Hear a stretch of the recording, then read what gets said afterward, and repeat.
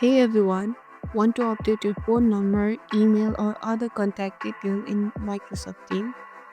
In today's video, I will show you how to do it. Let's get started.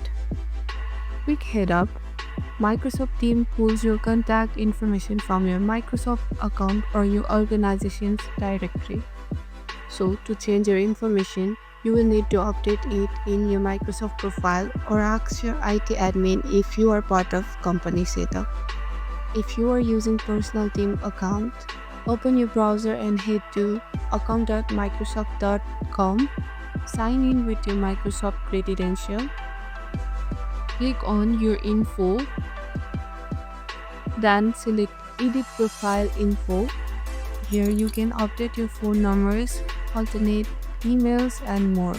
Hit save and you are done.